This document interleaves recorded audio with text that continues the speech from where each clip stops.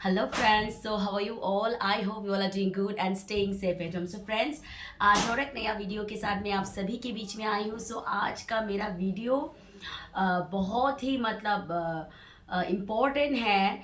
जो उस दिन जंतर मंतर में जो रैली हुआ था, कुकी कम्युनिटी ने जो रैली एक निकाले थे, रैली एक हुआ था, वहाँ पे जो एक जर्नलिस्ट ने वो जो कुकी कम्युनिटी के जो लीडर्स लोगों को जो क्वेश्चन किया था और उसके ऊपर जो एलिगेशन उन लोगों ने लगाए गए थे कि आप हम लोगों पे कैसे इंटरोगेट कर सकते हैं, आप एक जर्नलिस्ट होके और एक समाज का पक्ष आप ले रहे हैं और दूसरे समाज का पक्ष आप नहीं ले रहे हैं, ऐसे एलिगेशन वो जर्नलिस्ट के ऊपर लगाया गया था और उनका जो वीडियो है बहुत वायरल हुआ था. तो आज उसका जो एक वीडियो मतलब आज उसने नए वीडियो बना के डाला है यूट्यूब में. तो उसका ये वीडियो है कि मणिपुर में जो इशू है, इशू पार्ट 1 बोल के उसने डाला है. तो वहाँ से मैंने थोड़ा सा इम्पोर्टेंट जो जो इशू, उसका जो पॉइंट बहुत लंबा है तो वीडियो बहुत लंबा भी हो सकता है. सो दैट्स वाई मैंने वो जो वहाँ से एक इम्पोर्टेंट वाला जो वीडियोस वगैरह मैंने कलेक्ट करके मैं आप सभी को ये शेयर करना चाहती हूँ. ओके.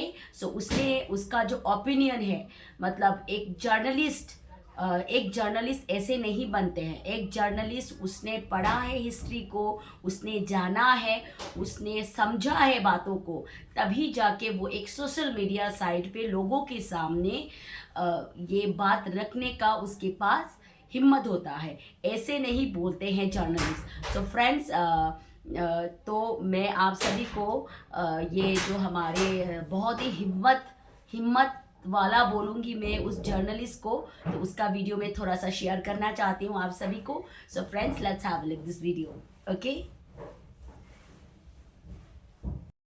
मंडियों का मणिपुर कहा गया है क्या है और मणिपुर के इशू क्या है. सभी को नमस्कार, मैं मनोज स्वराजी. आज हम बात करेंगे मणिपुर की समस्या की. मेरी कई वीडियो मणिपुर पर वायरल गई हैं तो बहुत सारी बातें हुई. बहुत सारे लोग कहते हैं मनोज, कुछ लोग मेरी बात से बहुत सहमत थे. उन्होंने कहा कि बहुत अच्छी वीडियो बनाते हो, बहुत बढ़िया तरीके से समझाते हो मणिपुर का मसला.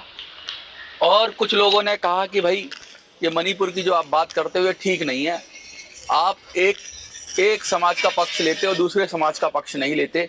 तो इन सब विषयों पर चर्चा करने से पहले हमें मणिपुर के बारे में जान लेना चाहिए. मणिपुर में असल में समस्या की जड़ क्या है, मणिपुर में ये सब क्यों हो रहा है, मणिपुर के अंदर ये जो हिंसा हो रही है इसके पीछे के कारण क्या है और मणिपुर के इशू क्या हैं. भारत में मणिपुर एक ऐसा राज्य है जिसे मणियान कहते हैं. एक मणि एक रत्न होता है और मणियों का मणिपुर कहा गया है तो जहाँ पे मणियां हों. और मणि कहते हैं बहुत ही उत्तम रत्न माना जाता है. हमने ये भी सुना है कि इच्छाधारी मणि भी होती है जो कि आपकी सारी इच्छाएं पूरी करती है. तो मणिपुर एक ऐसा राज्य है जो कहते हैं भारत का सुंदरतम राज्यों में से एक है. लेकिन वहां पर इतनी सारी समस्याएं हैं, उन सब के विषय में बात करेंगे. बहुत सारा आज मैंने लिखा हुआ है. ये जो वीडियो बना रहा हूँ इसका मकसद ये है कि कम से कम मणिपुर को समझ तो लें, मणिपुर की समस्याएं समझ तो लें और मणिपुर में लोगों की मनोदशा तो समझ लें. उसके बाद अगर हो सका तो ये एक पार्ट में हो जाएगी वीडियो, नहीं तो 2 पार्ट में होगी. दूसरे पार्ट में हम समाधान की बात करेंगे. और ये मणिपुर की समस्या नहीं है, ये पूरे देश की समस्या हो सकती है. ये पूरे देश में इस तरह की प्रॉब्लम आ सकती है जो आज मणिपुर में है. तो इसका समाधान क्या है? ये जो बिखराव की, टकराव की, अलगाव की जो समस्या पैदा हो रही है, इसके पीछे के कारण क्या हैं और कैसे इनका समाधान होगा, बहुत जरूरी है. इसलिए मैं आपसे उम्मीद करता हूं, अपील करता हूं कि आप इस वीडियो को ज्यादा से ज्यादा देखें और शेयर करें. आप किसी भी समुदाय के हों, चाहे वो मैतई हो, चाहे वो कुकी हो, एक बार वीडियो देखेंगे तो आपको अपने अंदर भी झांकने का अवसर मिलेगा और कम से कम ये समझ में आएगा कि कहाँ गलत हो रहा है, क्या गलत हो रहा है और क्यों गलत हो रहा है और कैसे ये ठीक होगा. ये भी बात हम करेंगे. क्या इसका एक राजनीतिक समाधान है, क्या इसका एक सामाजिक समाधान है, क्या इसका एक संवैधानिक समाधान है. इन सब विषयों पर चर्चा करेंगे और चर्चा बड़ी गंभीर होगी, बड़ी गहरी होगी और लंबी भी हो सकती है. तो कुर्सी की पेटी बांध लीजिए, दिल थाम कर. चलिए विधिवत शुरू करते हैं.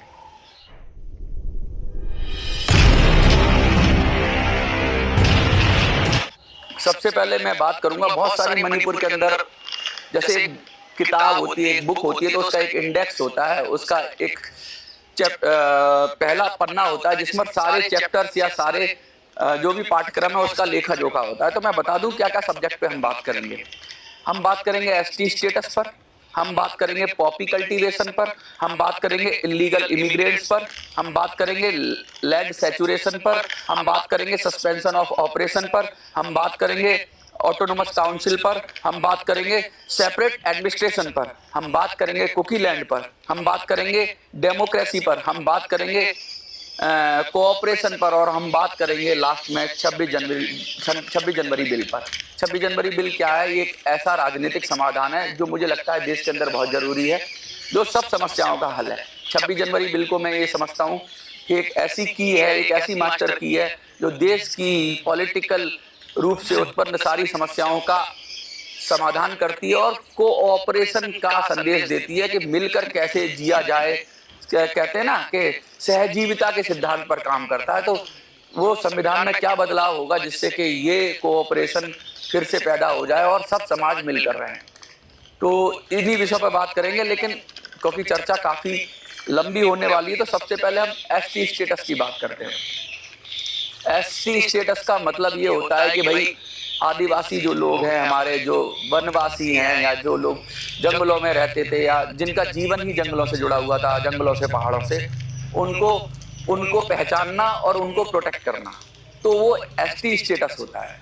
अब बात करें मणिपुर की, कभी कभी कुछ लोग इसको कहते हैं कि जो मूल लोग हैं, मूल निवासी हैं, जो इस देश के कहते हैं ना सबसे पुराने लोग हैं, जिनकी कल्चर बहुत पुरानी है, जो शायद धर्मों के उदय से भी पहले कल्चर चली आ रही है, उसको प्रोटेक्ट करने की बात हो रही है। जब हम मणिपुर की बात करते हैं तो मणिपुर में बहुत सारे आदिवासी समाज हैं और कुछ आदिवासी समाज नहीं है, ऐसा भी है। जनरल कैटेगरी में आते हैं या फिर एससी में भी आते हैं, ओबीसी में भी आते हैं। तो आदिवासी समाज का मतलब होता है उस लैंड पर पहले से रहते हुए लोग। तो अब हमारे संविधान ने जो आदिवासी स्टेटस दिया उसमें मुझे लगता है कहीं ना कहीं कोई चूक रह गई हमारे अंदर, क्योंकि जब बात मणिपुर की करें तो मणिपुर में सारे ही प्रिमिटिव हैं। मैतई की बात करें तो उनका हजारों साल का इतिहास है और उस जमीन से उनका जुड़ा हुआ है। नागाओं की बात करें वो भी वहीं के लोग हैं। कुकीज की बात करें तो उसमें से बहुत सारे लोग ऐसे हैं जो जिनका कहीं ना कहीं संबंध रहा है उन पहाड़ों से। कुछ लोग बर्मा की भी बात करते हैं, लेकिन उनमें से कुछ लोग तो थे ही थे, ज्यादा नहीं थे लेकिन कुछ लोग तो थे ही थे। तो सब प्रिमिटिव लोग हैं। जब हमने एसटी स्टेटस की बात की तो नागाओं को मिला, उनको मिला, आपको कहते हैं कुकीज को मिला, और भी कई सारे ट्राइबल कम्युनिटीज को मिला। लेकिन मैतई ने उस समय एसटी स्टेटस शायद मैतई को मिल सकता था, लेकिन उन्होंने कहा कि कोई बात नहीं, ये हमारे भाई हैं, अगर इनको एसटी स्टेटस मिल सकता है तो कोई दिक्कत नहीं है, हम नहीं लेंगे। ऐसा भी हुआ। ऐसा अब इसमें उनको शायद कॉन्सिक्वेंसेस नहीं पता थे कि एसटी स्टेटस मिलने का मतलब ये था कि उनको प्रोटेक्ट करना। लेकिन अगर एसटी स्टेटस मिलने का मतलब ये हो कि मैतई कम्युनिटी को एक जगह पे बांध देना, जैसे कि इम्फाल एरिया में, वैली के एरिया में मैतई कम्युनिटी अपने आप को बंधा हुआ से महसूस करने लगी, क्योंकि पहाड़ पर वो जा नहीं सकते थे। तो वो एसटी स्टेटस ना मिलने की वजह से जो ड्रॉबैक था कि भाई जब लैंड तो उतनी ही है और आबादी बढ़ रही है, तो वो तो कहीं जा नहीं सकते, लेकिन जिनको एसटी स्टेटस है वो इम्फाल में आ सकते हैं। तो एक धीरे धीरे ये जो एक कहते हैं ना बीच में जो अविश्वास की खाई पनपती चली गई। तो एसटी स्टेटस होना भी इसकी एक जड़ थी कि भाई एसटी स्टेटस की वजह से एक कम्युनिटी को तो आपने ब्लॉक कर दिया और दूसरी कम्युनिटी को आपने उस पर सुपरसीड कर दिया, जिससे वो आकर अपना वहां रह सकते थे इम्फाल में, उनको नौकरियों में भी रिजर्वेशन मिला। तो मैतई समाज गया इसके लिए, इसके विरोध में, या इस अपने हक के लिए गया, क्योंकि एक समय उन्हें लगा इससे ज्यादा फर्क पड़ेगा नहीं, लेकिन जब उनको लगा इससे बहुत फर्क पड़ रहा है, आबादी का भी कहते हैं असंतुलन हो रहा है, तो वो चले गए कोर्ट। तो झगड़ा वहीं से शुरू होता है कि भाई आप एसटी स्टेटस कैसे ले सकते हो। तो मेरा ये सवाल है कि भाई मैतई समाज को क्यों नहीं मिल सकता है एसटी स्टेटस, क्योंकि वो भी तो उसी पहाड़ में रहने वाले हैं, वो भी तो वहीं पहाड़ों की वैली में रहने वाले हैं। और ऐसा कैसे हो सकता है कि चारों तरफ पहाड़ों और वैली हो तो आप प्रोटेक्ट कर दो, तो ये तो कैदी हो गई, जेल सी हो गई कि भाई आप तो इसी एरिया में रहोगे। तो ये कहीं से भी फीजेबल नहीं लगता। ये कहीं से भी ठीक नहीं लगता। तो इसके सुधार के लिए लोग कोर्ट के जरिए गए थे, लेकिन इसमें क्या होता है कि दूसरी कम्युनिटी खड़ी हो जाती है, कहती है हम इनको तो आने ही नहीं देंगे। तो एक तरह की ये कहते हैं एक तरह का ये तरीका ठीक नहीं था। इसका इसका सुधार यही हो सकता था कि उनका भी कोई बीच का रास्ता निकालते, तो एसटी स्टेटस वाली समस्या का अगर सुधार हो जाता तो झगड़े की नौबत नहीं आती। तो झगड़ा वहीं से शुरू हुआ, और झगड़ा शुरू हुआ, उसके अगेंस्ट मार्च निकली, और मार्च के बाद हिंसा हुई। हिंसा के बाद फिर आरोप प्रत्यारोप का दौर शुरू हो गया कि तू सही मैं सही। तो ST status point of view पे मैंने अपना पॉइंट ऑफ व्यू रख दिया। मुझे ऐसा लगता है कि जो लोग हम उत्तर भारत के लोग हैं, जैसे यूपी के हैं, बिहार के हैं, अगर ये जाए मणिपुर में तो जरूर इनको रोका जाना चाहिए भाई एसटी स्टेटस लेने से। लेकिन जो वहाँ के प्रिमिटिव लोग हैं, जो वहाँ के मेन लैंड के ही लोग हैं, जैसे चाहे वो मैतई हुए, नागा हुए, ये सब हुए, ये तो वहीं के लोग हैं। तो इनको डिस्क्रिमिनेट करना कि भाई आप इस एरिया में नहीं जा सकते, तो इस एक तरीके से आप उनको लिमिट कर रहे हो। तो संवैधानिक रूप से ये मुझे लगता है ये कोई त्रुटि है।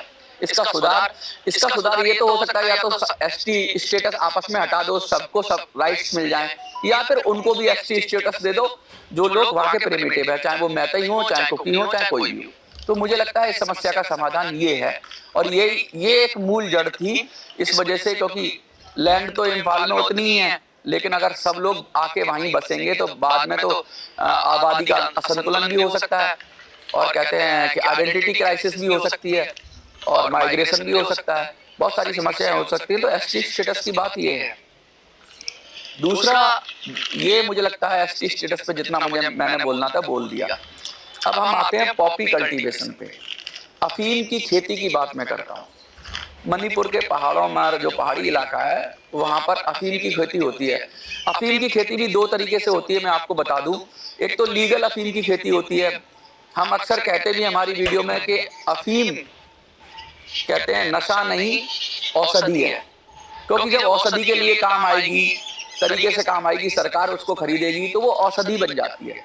लेकिन अगर इलीगल पॉपी कल्टीवेशन होता है, डिफॉरेस्टेशन होता है, तो क्या होगा? अगर पेड़ काट दोगे तो जमीन का कटाव हो जाएगा, पहाड़ दरकेंगे, एवलांच हो सकते हैं, मतलब जो भी भूस्खलन हो सकता है, तो वैली पर बड़ा प्रभाव पड़ता है। तो पहाड़ों को साफ कर कर और वहां पर अवैध तरीके से अगर पॉपी कल्टीवेशन होगा तो वो किस लिए होगा? वो दवाई बनाने के लिए तो होगा नहीं, वो नशे के कारोबार के लिए होगा। और नशे का कारोबार पूरी दुनिया को इफेक्ट करता है, वो पूरे देश को इफेक्ट करता है। ऐसा नहीं है कि अगर मणिपुर में नशा उगाया जाएगा तो वो हरियाणा या पंजाब या दिल्ली में असर नहीं करेगा, बिकेगा तो यहीं उसको।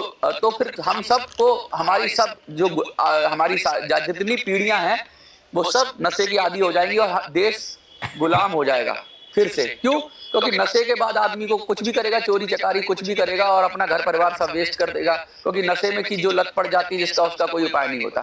तो मैं ये कहना चाहता हूँ कि मणिपुर के अंदर जो पॉपी कल्टीवेशन हो रहा था इलीगल तरीके से, अगर दवाइयों के लिए जो हो रहा था वो ठीक, लेकिन दवाइयों के अलावा अगर वो इलीगल पॉपी कल्टीवेशन हो रहा था तो इट शुड बी डिस्ट्रॉयड।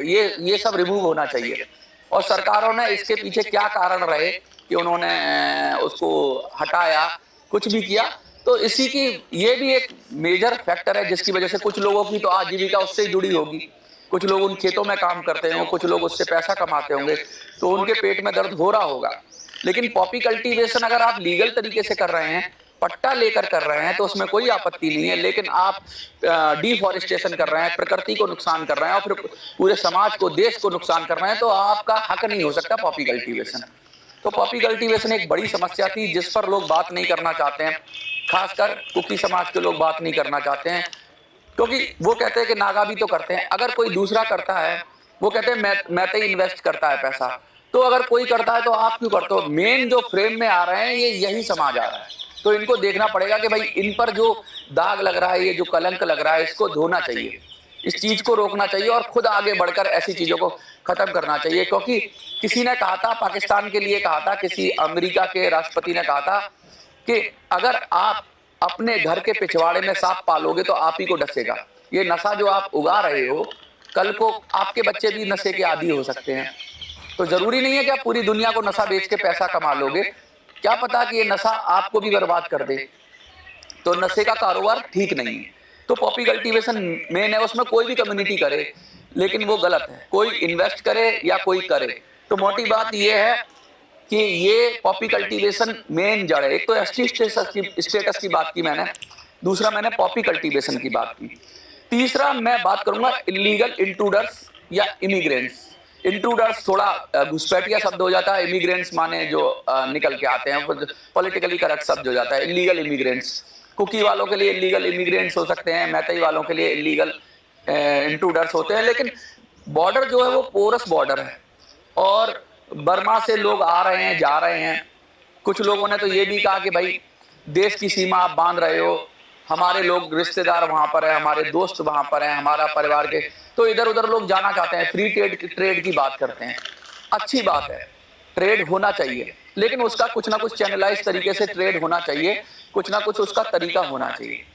और सरकार बॉर्डर साइड पे मार्केट भी डेवलप करती है, फ्री एरिया जोन भी करती है। जैसे नेपाल के साथ हमारा संबंध है, तो उस तरह का संबंध है। अगर व्यापार के लिए होता है संबंध तो लोग आए जाए, एक तरीके से आए जाए, कोई दिक्कत नहीं। लेकिन अगर वहां से हथियार आ रहे हैं, वहां से ड्रग्स सप्लाई हो रही है, वहां से गलत काम हो रहे हैं, तो कैसे बर्दाश्त करेंगे। और आबादी का असंतुलन हो रहा है। आबादी का असंतुलन मतलब समझिए, लोग ये कहते हैं, मैतई की तरफ से ये क्लेम है कि कुकी कम्युनिटी पहले उनकी आबादी कम थी, सडनली उनकी आबादी बढ़ने लगी। कैसे बढ़ने लगी कि वहां से लोग आ रहे हैं, इधर आ रहे हैं, यहाँ आके सेटलमेंट बना रहे हैं, अपने डॉक्यूमेंट बनवा रहे हैं और फिर वो इंडियन बन रहे हैं।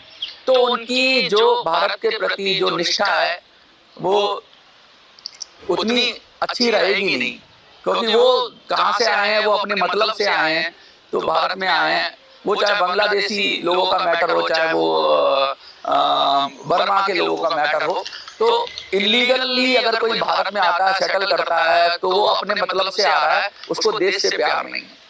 कुकी कम्युनिटी का भी एक स्वर्णिम इतिहास रहा है कि उन्होंने एंग्लो इंडियन युद्ध की हम बात करें तो ऐसा है कि सुभाष चंद्र बोस के साथ भी लड़ाइयां लड़ी हैं। तो ऐसा नहीं है कि वो उन्होंने देश के लिए, उस कम्युनिटी ने देश के लिए योगदान नहीं दिया या देश के स्वतंत्रता संग्राम में वो लोग नहीं रहे, वो लोग रहे हैं, उनका भी इतिहास है, गौरवशाली इतिहास है।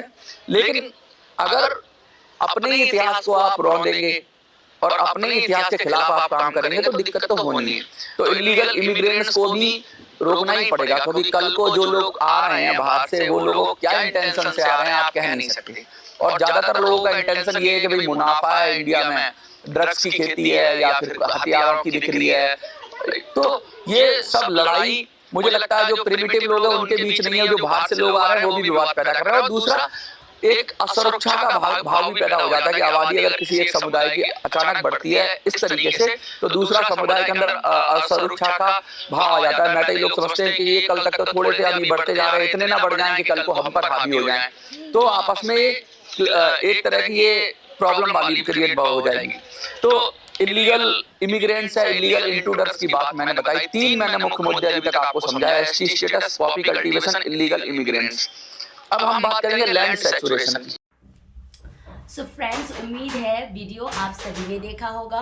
तो उसने तो उसके जो मणिपुर के जो अभी की सिचुएशन है, कॉन्फ्लिक्ट किस वजह से हुई है, किस लिए हुई है, उसी बीच में उसने इश्यूज बहुत सारे, उसने बहुत इशू बोले हैं। तो उससे मैं जो इम्पोर्टेंस इश्यूज है मैं उसके विषय में मैं जानना चाहूँगी। तो फर्स्ट इशू में उसने एसटी स्टेटस पे उसने बोला है, एसटी स्टेटस। तो मैं अपना ओपिनियन यहाँ पे रखने से पहले मेरे जो कुकी कम्युनिटीज़ के जो मेरे चैनलों में आके यहाँ पे जो स्लैम वर्ड यूज़ करते हैं, स्लैम लैंग्वेज जो कमेंट्स करते हैं, ये मतलब ये दर्शाता है अपने करेक्टर। एक महिला के चैनलों में जाके वो ऐसे अभद्रता बातें मतलब ऐसे मतलब घटिया बातें जो कमेंट्स में लिख रहे हैं, प्लीज़ स्टॉप कीजिए। क्योंकि ये मतलब आप अगर दूसरों के वीडियोस अगर देख नहीं सकते, हम लोग किसी के वीडियोस में जाके, आप लोगों के वीडियोस में जाके हम लोग कमेंट्स नहीं करते हैं। कमेंट्स करिए। आप जो स्लैम वर्ड्स, लड़का होके भी स्लैम वर्ड यूज़ करते हैं, वो आपके जो करेक्टर है, आपके परवरिश है, उस पर सवाल उठाता है। मतलब आप जो बात बोल रहे हैं एक महिला के ऊपर, वो बात दर्शाता है कि आपको आपके घर वालों ने आपको संस्कार क्या दिया, ये दर्शाता है। सो फ्रेंड्स, जो भी मेरे वीडियो में आके जो अलग कुकी कम्युनिटी के लोग यहाँ पे स्लैम वर्ड यूज़ करते हैं, मैं उन लोगों से रिक्वेस्ट करना चाहती हूँ, अगर आप लोगों को मेरा वीडियो पसंद नहीं आए तो बोलिए, आपका खुद का ओपिनियन रखिए। मैडम आपने जो बोला है ये इशू, आपकी जो जानकारी है ना वो वहाँ पे एक्सप्लेन कीजिए प्लीज़। दूसरों के वीडियो में जाके वो स्लैम वर्ड से वो यूज मत कीजिए, ओके। सो आते हैं हमारे ये टॉपिक पे, जो यहाँ पे जो हमारे जर्नलिस्ट ने बोला है। फर्स्ट इशू जो मणिपुर का बिग इशू है, एसटी। ओके, सो एसटी का जो इशू हुआ है मणिपुर में, जो मेन ये कॉन्फ्लिक्ट का वजह बताया जाता है, तो यहाँ पे देखो, मैतेई की बात करें, हमारे जो उसने बोला है, मैतेई की बात करें तो हजारों सालों का उन लोगों का इतिहास है। मैतेई लोग का इतिहास है हजारों सालों का, क्योंकि मैतेई लोग मतलब मणिपुर में कल के आए हुए लोग नहीं हैं। वो जो मैतेई लोग हजारों साल से वहाँ पे मतलब रह रहे हैं, उन लोगों का कल्चर, उन लोगों का संस्कृति, मैतेई लोगों का मणिपुर से क्या जुड़ाव है, वो यहाँ पे जर्नलिस्ट बताना चाहता है। क्योंकि आप लोग मैतेई को मैतेई ने एसटी डिमांड करने के लिए कोर्ट का दरवाजा खटखटाया, तो आप लोगों को वही से इशू आप लोगों ने शुरू कर दिया। तो यहाँ पे देखिए, आप लोगों को, कुकी लोग को एसटी प्रोवाइड है, नागा को भी एसटी प्रोवाइड है। तो मैतेई जो हजारों सालों से उन लोगों का जो इतिहास है मणिपुर के हिस्ट्री में, तो अगर वो लोग एसटी डिमांड कर रहे हैं तो इसमें क्या गलत किया मैतेई लोगों ने? क्योंकि पहले जब एसटी ये मतलब तभी एसटी का ये वो हो रहा था, तभी मैतेई लोगों ने बोला ठीक है, आप लोग एसटी कैटेगरी में आ रहे हैं, ठीक है, हम लोग पीछे हट जाते हैं, आप लोग ले लीजिए। बड़प्पन दिखाया। देन आफ्टर दैट मैतेई को क्या पता था कि ये एसटी धीरे धीरे करके हमारे मैतेई को ऐसे सिचुएशन में लाके खड़ा कर देगा। ऐसे सिचुएशन में सब फ्रेंड्स सुनिए, कौन से स्टेट में ऐसा रूल लागू है कि मैतेई लोग अपने ही लैंड में रह के अपने लैंड के कई हिस्सों में वो लोग जमीन नहीं खरीद सकते, पर जो मैतेई लोग के जमीन, जो वैली में जो मैतेई लोग जहाँ पे रहते हैं, वहाँ पे सारे एसटी कैटेगरी के लोग जमीन खरीद सकते हैं। तो अगर मैतेई का पॉपुलेशन ज़्यादा हो रहा है और मैतेई जो वैली में रहते हैं उसका, वहाँ का लैंड का डिमांड बहुत ज़्यादा है, तो कई तो अपने लैंड खरीद ही नहीं पाता है। पर वो एसटी कैटेगरी के लोग जो जहाँ पे उन लोगों के पास इतनी फैसिलिटी होता है, जॉब का फैसिलिटी, लैंड फैसिलिटी, क्या फैसिलिटी उनके पास नहीं होता है, तो वो लोग क्या करते हैं, अपने ये एसटी कैटेगरी की वजह से जॉब मिलते हैं, लैंड में वो लोग रेंट पे रहते हैं, लैंड में रहते रहते वहाँ पे ज़मीन खरीद के अपना घर बना लेते हैं। देन आफ्टर दैट वहाँ पे विलेज में ही, वो वैली इलाके में ज़मीन खरीद के वो लोग, बहुत सारे कुकी नागा लोग वहाँ पे वैली में ही रहते हैं।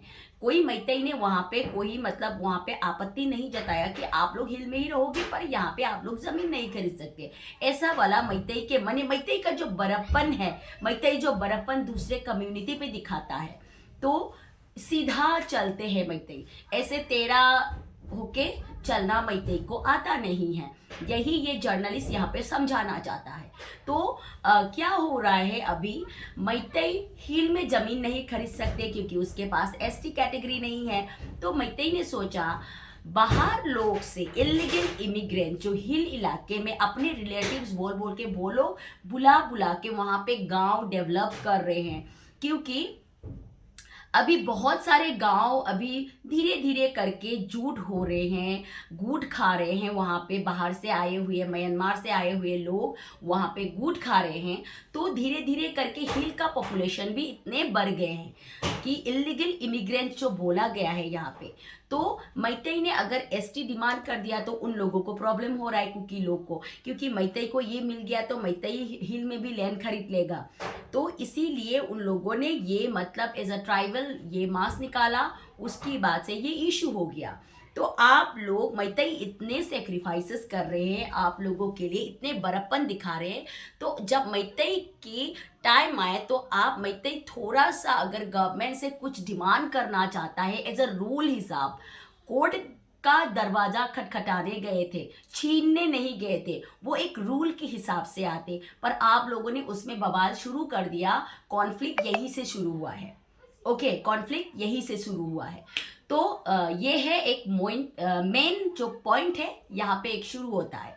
तो ये सोचिए, एक स्टेट में जो एक मेन जो हजारों साल का उनका हिस्ट्री है वहाँ पे, मतलब मेन वो जो लैंड मैतई का जो वहाँ का जो हजारों सालों का इतिहास रहा है वहाँ पे उसको एसटी कैटेगरी से वंचित किया जाता है।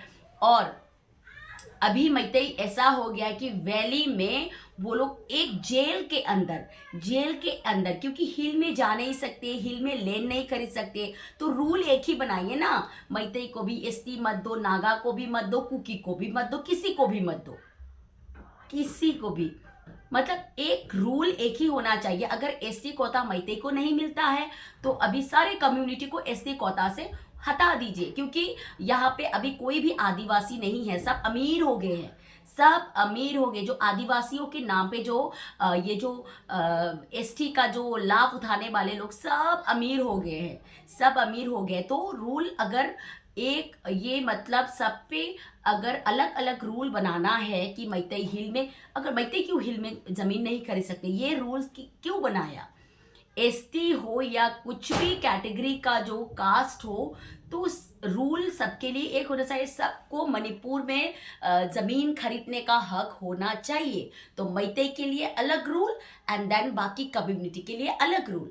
तो ये अभी कैसे होगा, क्योंकि पॉपुलेशन दिन ब दिन बढ़ते जा रहे हैं, ये एक मेन पॉइंट है, ये मैं बता। सो नाउ सेकेंड पॉइंट पे आते हैं, पॉपी कल्टिवेशन। पॉपी कल्टिवेशन का क्या इशू है मणिपुर में? जो पहाड़ी इलाके में जो कम्युनिटी है, क्योंकि कम्युनिटी का ज़्यादातर उन लोगों का सोर्सेस ऑफ इनकम क्या है? Poppy cultivation. और वो लोग क्या करते हैं, जंगलों में धीरे धीरे करके वहाँ पे लोग बढ़ रहे हैं, और इलीगल इमिग्रेंट्स जो बाहर से आए हुए लोग हैं, उन लोगों ने छोटे छोटे अपने गुटों में गांव, क्योंकि जो ट्राइबल लोग हैं ना अपने गुट बनाते हैं, छोटे छोटे गांव। तो अभी आप लोग देखा जाए तो पहले के ये मतलब पहले पे जो गाँवें थे उससे इतने ज़्यादा गांव बढ़ गए हैं, क्योंकि वहाँ पे बहुत सारे लोग बढ़ गए हैं कि बाहर से आए हुए लोग वहाँ पे कर रहे हैं। और वहाँ पे जो मेन सोर्सेस ऑफ इनकम है पॉपी कल्टीवेशन एंड ड्रग्स का जो बिजनेस। तो पॉपी कल्टीवेशन कैसे किया जाता है? लीगल तरीके से किया जाता है। वो जो लीगल तरीके से किया जाता है ना, वो सरकार खरीद लेते हैं।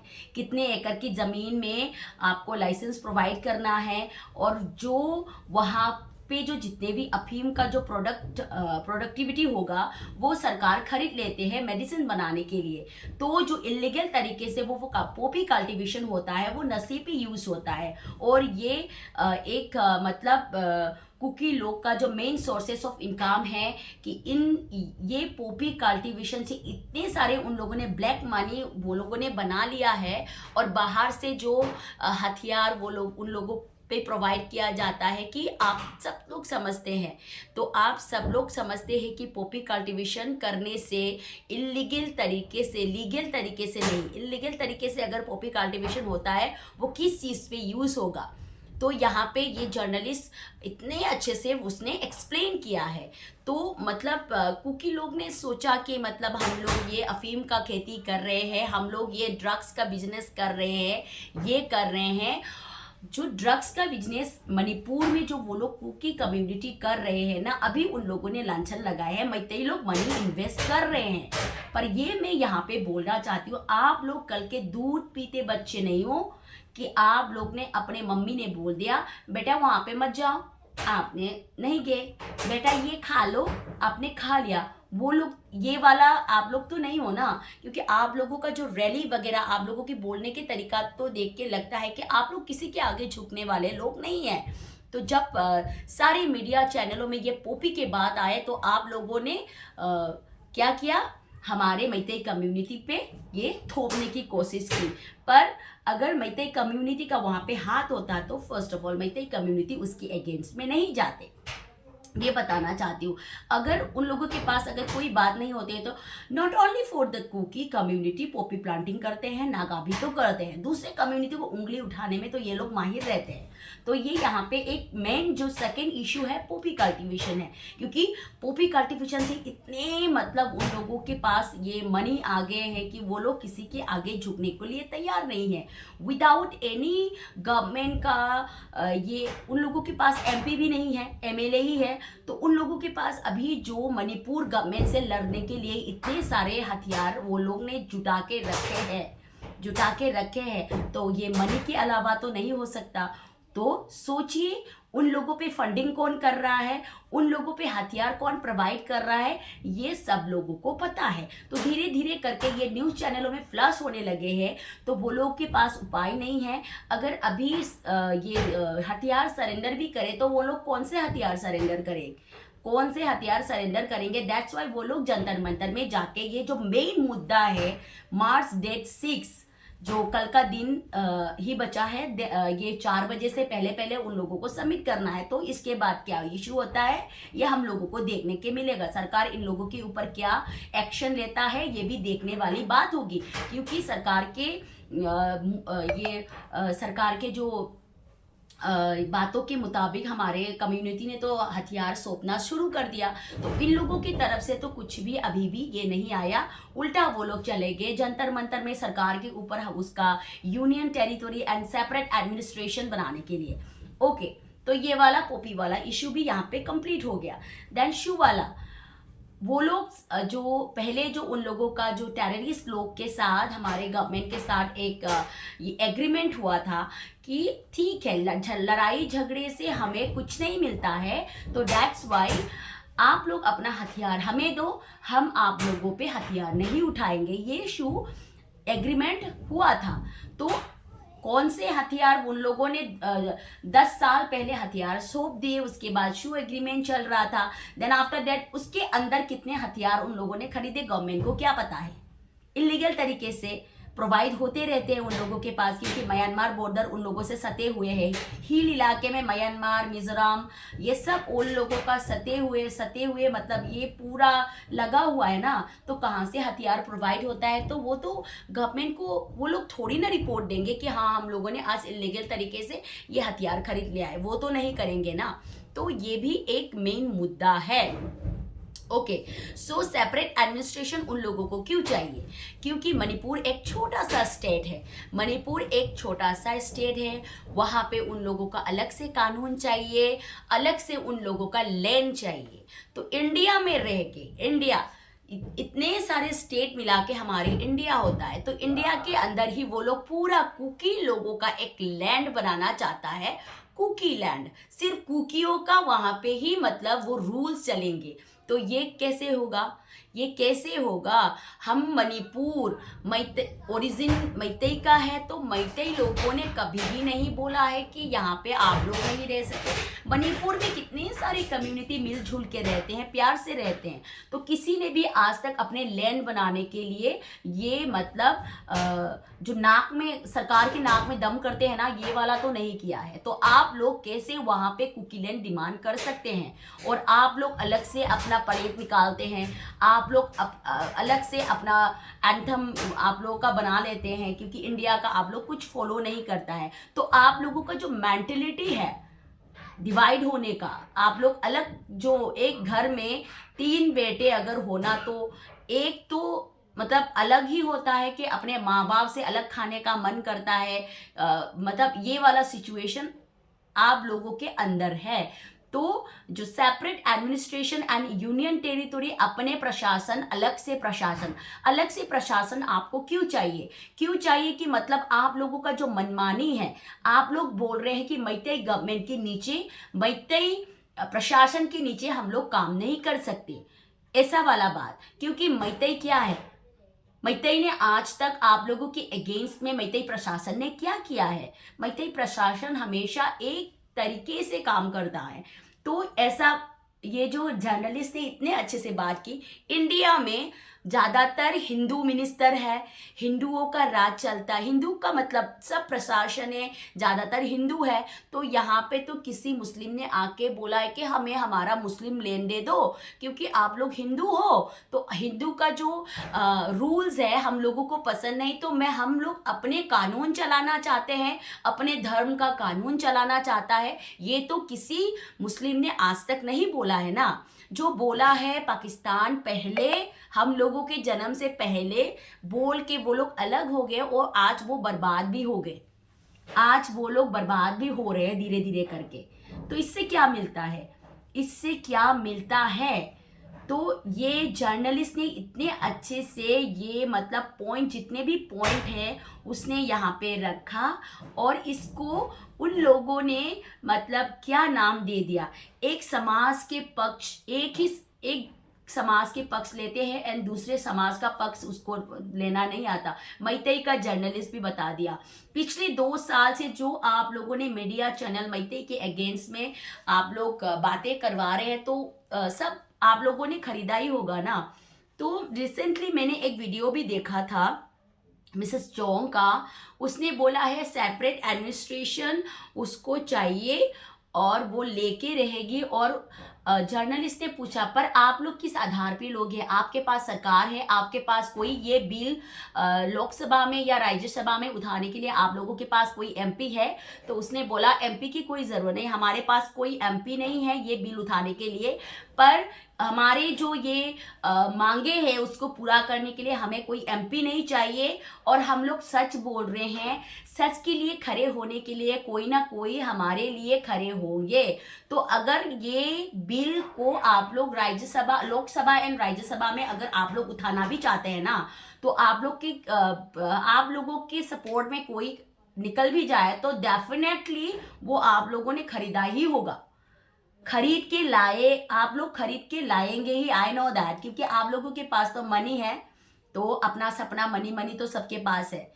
तो आप लोगों का मतलब जो थिंकिंग है, सोच है, खरीदने वाले आप लोग खरीदते हैं ना, आप लोग खरीदते हैं, बुलवाते हैं, करवाते हैं। दैट्स वाई आप लोगों ने ये जो जर्नलिस्ट है, जो जंतर मंतर में हमेशा जो लोगों के भलाई के लिए जो न्यूज़ कवर करते हैं, उसको भी मैतेई वाला जर्नलिस्ट बना दिया। तो ये पॉइंट यहाँ पे भी मैं रखना चाहती हूँ। ओके, सो एक मतलब यूट्यूबर ने, कुकी का यूट्यूबर ने बोला, जो विलेज के मैतेई नोंगसा, नोंगसा मतलब क्या? लायन। लायन तो क्या खाता है? मीट खाता है। तो आप लोग एक बार मीट खाने से बार बार खाने का मन करते हैं, तो उन लोगों ने लांछन लगाया मैतेई के जो विलेज में जो रहते हैं हमारे नौजवानों के ऊपर। ये कमेंट्स कर रहे हैं मैतेई नोंगशा, जैसे कि हमारे ऑर्गेनाइजेशन का रामबाई तेंगल को भी वो लोग मतलब उसके ऊपर हंस रहे हैं ऐसे। तो मैं ये बोलना चाहती हूँ, हाँ, लायन तो शिकार करती ही है, लायन शिकार करते हैं छोटे छोटे जानवरों का, वो उसका फूड है। ओके, फूड है। फिर भी जो आप लोग तो क्या है, कौन से जानवर है आप लोगों का, मैं डेफिनेशन आप लोगों को देना चाहती हूँ। आप लोग जो हायना बोल के एनिमल है ना, वो आप लोग है। आफ्टर ये मतलब लायन जानवर ये हंटिंग करने के बाद ना खुद को खाने को नहीं मिलता है। जो हायना का झुंड है ना, हायना का जो झुंड है, खुद तो शिकार करना आता नहीं है, खुद तो शिकार करना आता नहीं है, दूसरों की शिकार किए हुए मीट को वो लोग पूरा झुंड में आके उसको खा के चबा के चले जाते हैं। वही वाला ये सिचुएशन आप लोग हो। तो आप लोग मैतेई नोंगशा के ऊपर हंस रहे हैं, और मैं बोल रही हूँ, हाँ, हम लोग हैं मैतेई नोंगशा। हमारे जो नौजवान हैं मैतेई नोंगशा, जो विलेज में रहते हो या कहीं पे भी रहते हो, हम मैतेई नोंगशा है। तो आप लोग कौन से जानवर हो? आप लोग हायना हो। ओके, हायना जो झुंड में रहते हैं, झुंड में वॉर करते हैं, अकेले आने की हिम्मत नहीं होता है। लायन जो होता है ना, अकेले चल के मतलब शिकार करते हैं, पर आप लोग झुंड में करते हैं, झुंड में। सो ये डिफरेंसेस है आप लोग का और हम लोगों का बीच का जो डिफरेंसेस है यही है।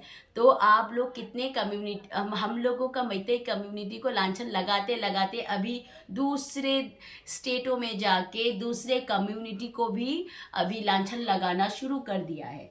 तो प्लीज़ आप लोगों का झूठ अपने पास रखिए, और जो झूठ का एक आप लोगों ने जाल बुन रहे हैं ना, बुनते रहते हैं वो लोग, आज क्या करेंगे, कल क्या करेंगे, परसों क्या करेंगे, ये एक शेड्यूल के हिसाब से होता है उन लोगों का। तो प्लीज़ आप लोग ये मतलब लोगों का हंसने वाला काम आप लोग रोक दीजिए। सो ये जर्नलिस्ट ने जो अपने मन की बात बोली ना, ये मतलब ये जर्नलिस्ट को मैं थैंक यू बोलना चाहती हूँ।